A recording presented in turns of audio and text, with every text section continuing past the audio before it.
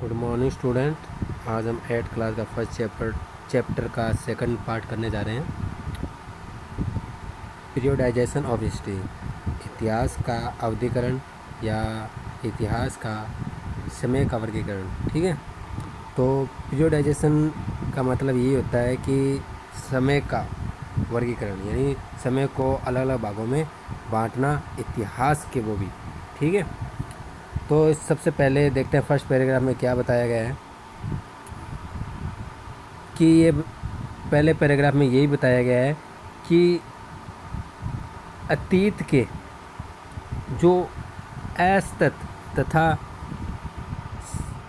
समय के जो कालखंडों को उनके नाम के साथ अलग अलग भागों में विभक्त कर उनका अध्ययन करना ही पीरियोडाइजेशन कहलाता है। ठीक है, दोबारा बताता हूँ। समय के असतत तथा समय के कालखंडों का नाम के साथ अलग अलग भागों में उनका अध्ययन करना, ठीक है, इस प्रक्रिया को पीरियोडाइजेशन कहते हैं, यानी समय का वर्गीकरण कहते हैं। उसके बाद देखते हैं सेकंड लाइन में कि हमेशा से ही समय का जो अध्ययन रहा है उसको साथ साथ उसका इतिहास का विश्लेषण, उसको एकदम सही तरीके से समझना, और वो भी ऐतिहासिक एक प्रक्रिया के दौरान, ठीक है, जो कि हमें जोड़ता है किसके साथ, हमारा संबंध जोड़ता है किसके साथ, उन घटनाओं के साथ, इतिहास की उन घटनाओं के साथ। ठीक है, जो हमें उनको इतिहास की उन घटनाओं के साथ हमें यह सही तरीके से समझने तथा इतिहास को जानने, उसका विश्लेषण करने, उसका अध्ययन करने तथा ऐतिहासिक एक प्रक्रिया को निभाने के लिए यह हमारे लिए बहुत आवश्यक है। फिर देखते हैं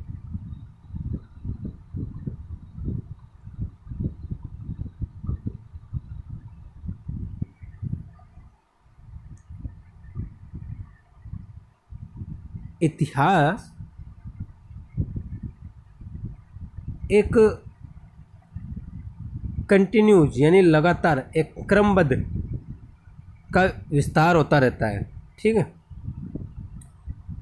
एक ऐसा सिस्टम या व्यवस्था होती है या प्रणाली है जिसको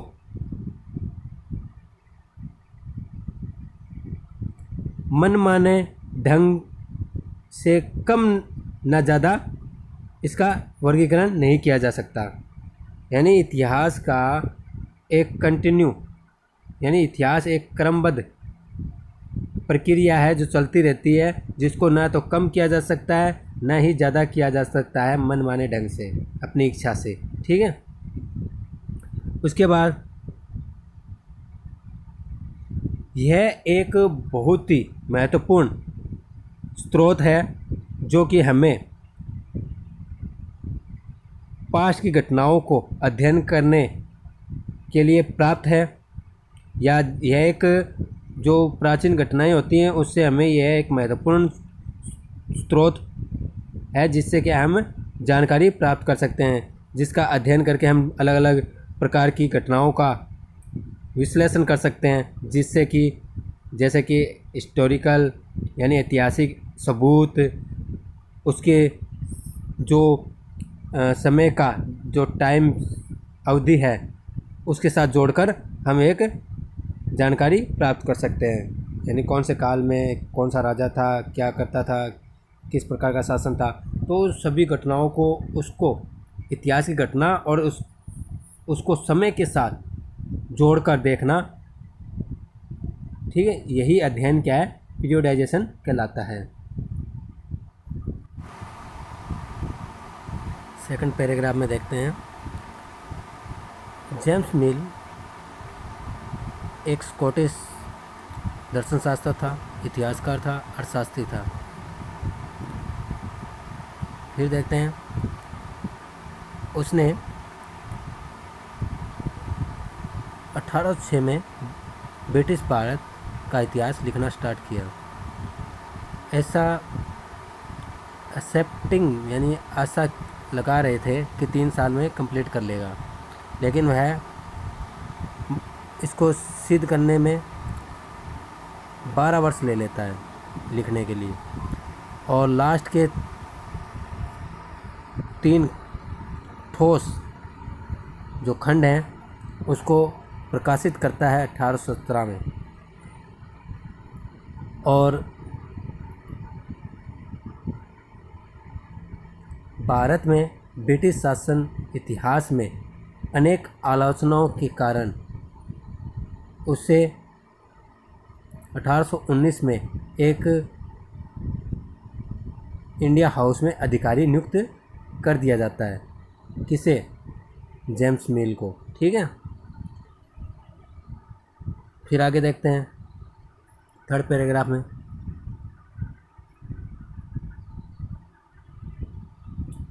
जेम्स मिल ने भारतीय इतिहास को 3 भागों में डिवाइडेड कर दिया, हिंदू, मुस्लिम और ब्रिटिश। ठीक है, समय। ठीक है, जेम्स मिल ने भारतीय इतिहास को 3 समय अवधि में बांट दिया, हिंदू और मुस्लिम और ब्रिटिश अंग्रेज। ठीक है, समय के वर्गीकरण के आधार पर देखा जाए तो धार्मिक जो लाइन था जिसमें उनको सामना करने पड़ रहा था, जैसे कि हिंदू थे, वो हिंदू जो हिंदुज़म था, जो हिंदू शासक शासन करते थे, और अन्य थे वो कार्य शासित करते थे, यानी कार्य पर डिपेंड थे। ठीक है, नंबर 1 हिंदुज़म जो डिपेंड करता था या उनका जो कालक्रम निर्धारित किया गया था उसमें यह बताया गया है कि हिंदू जो शासक थे वो शासन करते थे और बाकी क्या है, कार्य करते थे। उसके बाद दूसरे थे मुस्लिम और ब्रिटिश थे, वो इस बात का सामना करते थे कि औपनिवेशिक काल में हैं हम, और उनको ये माइंड में ये भी बिठा दिया गया या महसूस करने लग गए कि ऐसे लोग हैं वो बहुत ही गरीब सिविलाइज हैं या गरीब और असभ्य नागरिक हैं, और उन्हें यह महसूस करवाया गया साथ में कि यूरोपियन जो नागरिक हैं वो सुपीरियर हैं, सबसे अच्छे हैं। क्या हैं? सबसे सुपीरियर और अच्छे हैं। ठीक है, 3rd पैराग्राफ में देखते हैं। 3rd पैराग्राफ में क्या बताया गया है कि यहाँ पर विभिन्न हिस्टोरियन जो इतिहासकार थे उनके द्वारा आर्गुमेंट किया गया, और जो भारतीय इतिहास का समय वर्गीकरण जो निर्धारित किया गया जेम्स मिल के द्वारा उसको सही नहीं ठहराया गया, क्योंकि वह धार्मिक शासकों द्वारा विभाजित किए गए थे। ठीक है, क्योंकि वह जो धार्मिक शासक थे उनके बेसिस उनके आधार पर क्या है इसको बांटा गया था, धर्म के आधार पर। ठीक है, और मुख्य प्रॉब्लम और भी थी उनके साथ। देखें तो समय का जो वर्गीकरण था भारतीय इतिहास का वो जेम्स मिल के द्वारा दर्शाया गया था, जिसमें भारतीय समाज को 3 भागों में धर्म के आधार पर बांटा गया था। ठीक है, हिंदू, मुस्लिम और ब्रिटिश। फिर उसके बाद देखें तो क्योंकि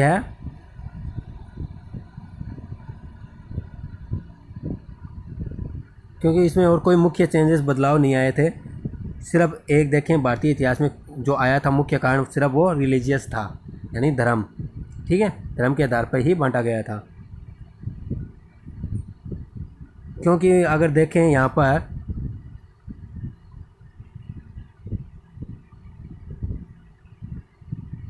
मुस्लिम और ब्रिटिश के दौरान देखें यहाँ पर और हज़ारों हिंदू और मुस्लिम रियासत थी। ठीक है, अगर कॉलोनियल औपनिवेशिक टाइम में देखें तो यहाँ पर बहुत सारी हिंदू और मुस्लिम रियासत थी। ठीक है, और तीसरी क्या है, ब्रिटिश आ गए। तो इनको तीनों को क्या है, आधार बनाकर उसने जेम्स मिल ने क्या कर दिया और समय का वर्गीकरण कर दिया। फिर उसके बाद देखें इतिहास के समय का वर्गीकरण कर दिया। तो यही मुख्य जो फैक्ट था, जो इतिहास के वर्गीकरण को क्या है, डिवाइडेड यानी बांटने का प्रयास किया गया, जिससे लोगों के बीच में विशेष एक आइडेंटिफाई जो पहचान बन गई थी, वो धार्मिक पहचान बन गई थी, और जो कि यह सही नहीं थे। चौथे पैराग्राफ में देखते हैं क्या बताया गया है।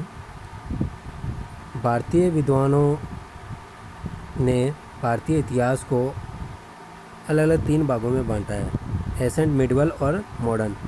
ठीक है, इसमें भारतीय विद्वानों ने भारतीय इतिहास को 3 भागों में विभक्त किया है, प्राचीन, मध्यकालीन और आधुनिक। ठीक है, लेकिन इसके वर्गीकरण करने में इसकी मुख्य और प्रॉब्लम थी, समस्याएं थी स्वयं की। इसकी समय अवधिकरण करते समय देखा जाए तो ये उधार लिया गया था पश्चिम से, और मॉडर्न शब्द आधुनिक शब्द को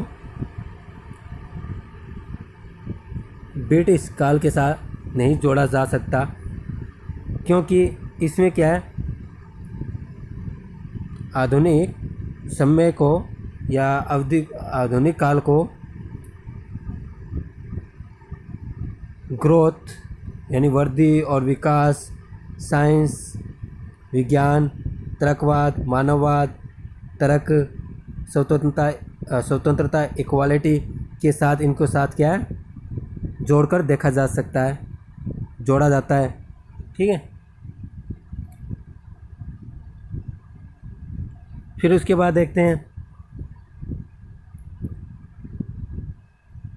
मिडवल यानी आधुनिक मध्यकालीन शब्द का अर्थ यह लेते हैं, ब्रिटिश पीरियड में ब्रिटिश काल को क्या है, इतिहास का समय नहीं मान सकते, और न ही मॉडर्न का आधुनिक काल का, क्योंकि भारतीयों को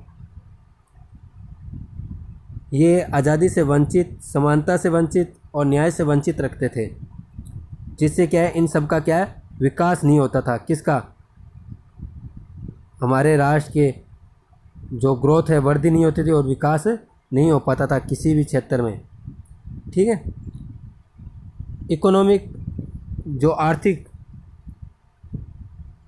प्रक्रिया है उसका विकास नहीं हो पाता था, और इंडस्ट्री, उद्योग धंधे हैं वो रैपिडली तेज़ी से क्या है, गिरते चले जाते हैं, उनका पतन होता जाता था। इसलिए कह सकते हैं कि इस पीरियड को क्या है, कॉलोनियल यानी उपनिवेशिक शब्द या काल कह सकते हैं, या इसको उपनिवेशिक काल ठहराना उचित होगा।